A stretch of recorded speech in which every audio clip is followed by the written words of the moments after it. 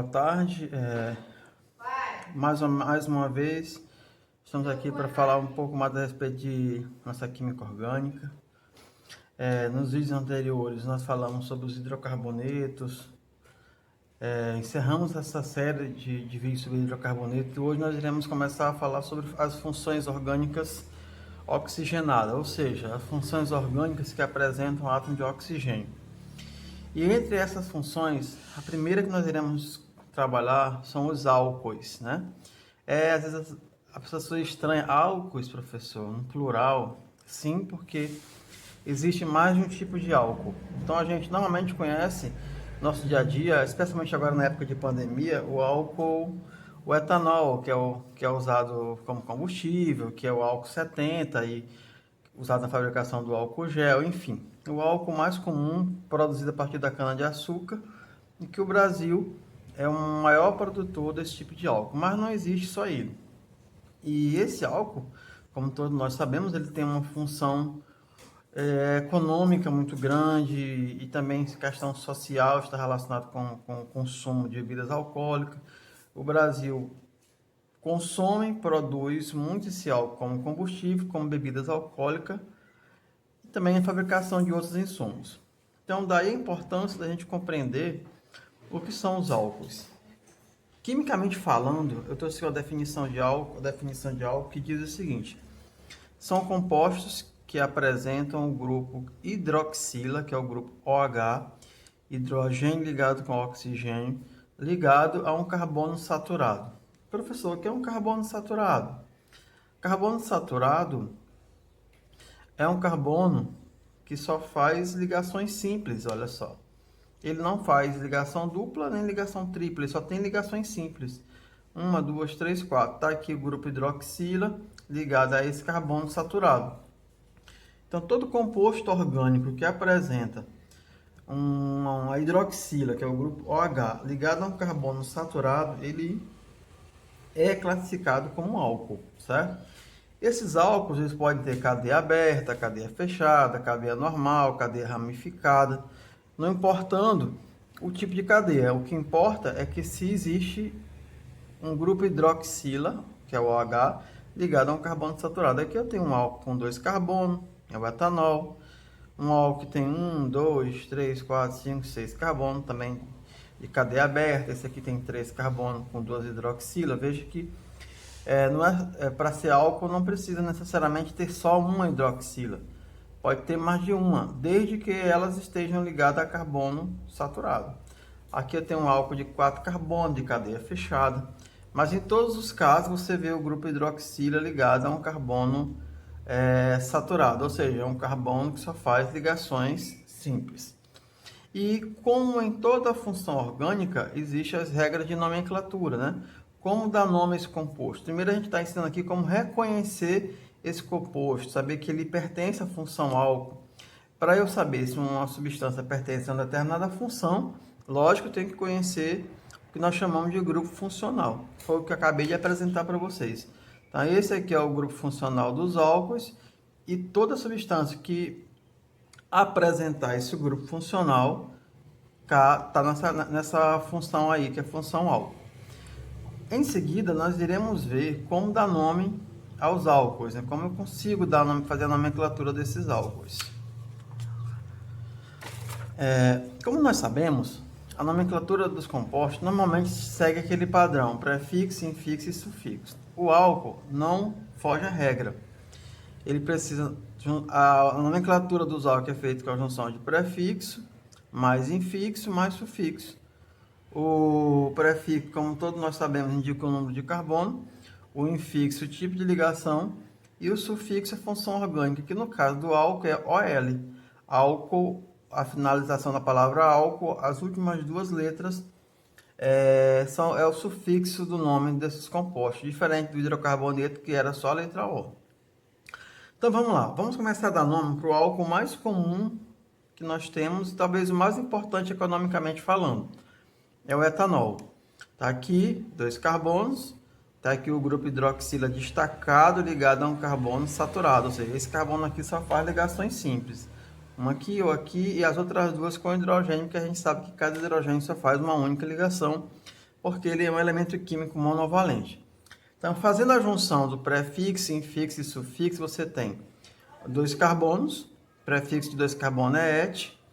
Entre os carbonos só existe ligações simples, o infixo é an, e como é um álcool, o sufixo é ol. Então, nós temos quem? O etanol. Então, quando você chega lá num posto de gasolina que encontra na bomba a palavra etanol, não foi o dono do posto que levou o álcool lá no cartório para registrar ele, não.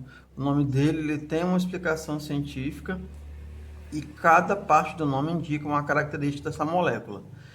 No segundo exemplo, você já tem, no primeiro, um álcool de 2 carbonos. Quando você trabalha com álcools de mais de 2 carbonos, você necessariamente precisa localizar a posição do grupo hidroxila. E essa localização é sempre feita numerando a cadeia carbônica a partir da extremidade ou ponta, assim como você desejar chamar, mais próximo da hidroxila.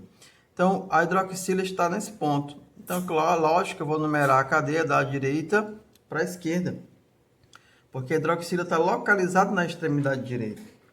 Isso é feito de forma que o carbono que tem hidroxila fique com o menor número possível. Depois de numerar, você vai partir para o nome, para a construção do nome, fazendo o que a gente já acabou de explicar, prefixo, infixo e sufixo. Então, vamos lá. Veja quantos carbonos nós temos na cadeia. 1, 2, 3, prefixo de 3 é prop. Entre os carbonos só tem ligações simples, então o infixo vai ser AN. Depois que do infixo, você vai ter que colocar a posição da hidroxila que está no carbono 1, separado por hífen. Só então você finaliza o nome do composto com o sufixo OL. Essas regras, onde a posição da hidroxila fica aqui entre o infixo e o sufixo, elas começaram a ser usadas desde 1993. Porém, no conjunto de regras anteriores, ela era colocada na frente, ficaria regras que foram instituídas em 1979, mas que foram modificadas em 1993. Ficaria um propanol, mas nos livros atuais, a posição da hidroxila fica entre o infixo e o sufixo, como você pode observar aqui. Eu estou falando isso porque de repente você possa pegar um livro ou um exercício de edições mais antigas e encontrar esse número aqui na frente e achar que eu estou errando aqui na minha explicação, mas na realidade é porque é algo mais atualizado. Vamos ver outros exemplos aqui. Aqui eu já tenho um álcool que tem, deixa eu ver quantos carbonos, 1, 2, 3, 4, 5, pronto. A hidroxila está destacada aqui, circulada em vermelho, e eu percebo que na hora de numerar a cadeia, tanto faz eu numerar da esquerda para a direita, como da direita para a esquerda, que o carbono hidroxilado, ou seja, o carbono que tem hidroxila, vai ficar com o mesmo número. Então, aqui a ordem de numeração não vai ter importância, pode ser de um lado ou para o outro. Mas vendo aqui a numeração que foi feita, tem 1, 2, 3, hidroxila no carbono 3. Mas a cadeia tem quantos carbonos? 5. Então, o prefixo de 5 é pente. Entre os carbonos, você observa só ligações simples. Então, o infixo é AN, bota um hífenzinho. E aí você coloca a posição da hidroxila que está no carbono 3, outro hífen, e o sufixo OL, indicando que pertence à função álcool. Perceba que isso é uma regra geral de nomenclatura. Entre número e letra sempre vai haver hífen. Entre número e número sempre vai haver vírgula. No primeiro, segundo e terceiro exemplo, eu estou falando de cadeia normal. Mas aqui no quarto exemplo, eu já tenho uma cadeia ramificada, ou seja, uma cadeia aberta, sim, mas ramificada. E a gente já sabe lá dos hidrocarbonetos que para eu fazer a nomenclatura de uma cadeia ramificada, é necessário que eu escolha a cadeia principal. Isso é uma coisa que todos nós já sabemos, estudantes de orgânica, que estão acompanhando essa sequência de vídeo. E a cadeia principal é a maior sequência de carbonos, todo mundo sabe disso também.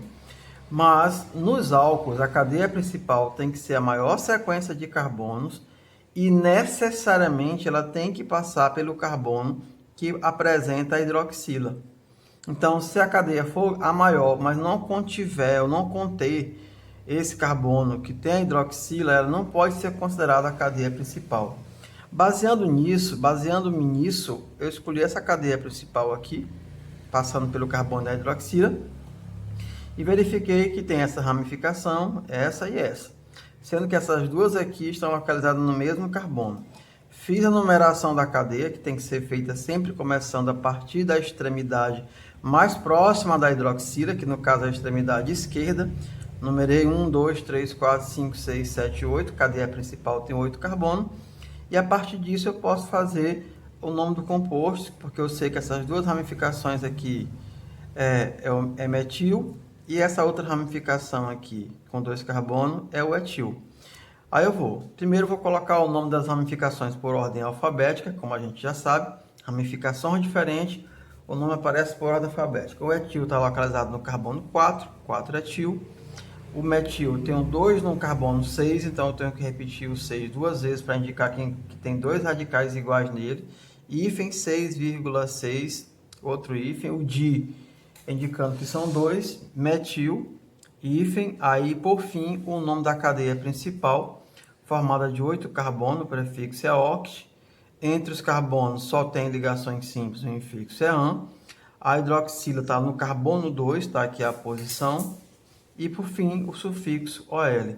Então eu tenho 4-etil, 6,6 dimetil, octano 2-ol. Para quem pensava que álcool só era etanol, eu lhes apresento mais 2 componentes desse vasto grupo de compostos orgânicos, é o pentano 3-ol e esse último que eu acabei de colocar para vocês. Por enquanto, estou trabalhando com álcool de cadeia aberta, mas existe também os álcools de cadeia fechada. Dando continuidade, eu vou mostrar um álcool de cadeia aberta que apresenta uma insaturação, que também é algo que a gente já aprendeu lá nos hidrocarbonetos, que é preciso indicar no nome do composto.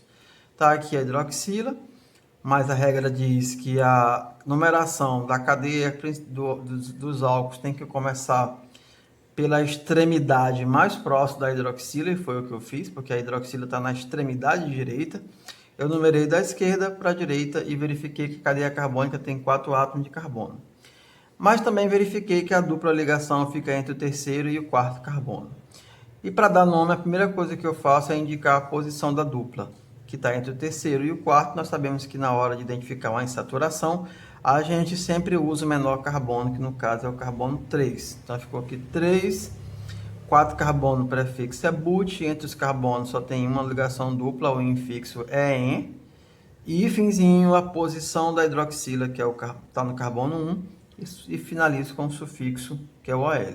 Então aqui você tem o 3-buten-1-ol. Repetindo, sempre que você estiver trabalhando com álcool que apresenta insaturação, que é uma dupla ou tripla ligação, é necessário que você identifique a posição dessa dupla ou essa tripla. Essa identificação fica na frente do nome. Não confunda esse número aqui, que indica a posição da dupla, com o número que fica entre o infixo e o sufixo, que indica a posição da hidroxila, que é o grupo funcional dos álcools. Mas na sequência eu tenho um outro álcool aqui, que tem 1, 2, 3, 4, 5 carbono, um álcool fechado, de cadeia fechada. E todo composto de cadeia fechada, a gente sabe que o nome começa sempre com ciclo. Ciclo, aí 1, 2, 3, 4, 5 carbono. Aqui o nome, gente, tá errado, certo? É ciclo, sim, ciclo. Mas eu não tenho 6 carbono, é 5, então o prefixo é pente. Entre os carbonos só tem ligações simples, o infixo vai ser an. E o sufixo, lógico, é o ol. Então fica ciclopentanol, você ignorem o ciclohexanol. E para finalizar, eu trouxe um exemplo de poliálcool. O que é um poliálcool, professor? É um álcool que tem mais de uma hidroxila. Até agora eu só mostrei álcool com uma hidroxila. Quando o álcool tem mais de uma hidroxila, é diferente, professor? Você pode seguir as mesmas regras. Portanto, você tem que identificar a posição de todas as hidroxilas. Eu numerei a cadeia, porque a numeração da cadeia se faz necessário a partir de um álcool que tenha mais de 2 carbonos. Esse aqui tem 4. Numerei sempre da ponta mais próxima das hidroxilas. no caso desse composto da esquerda para a direita.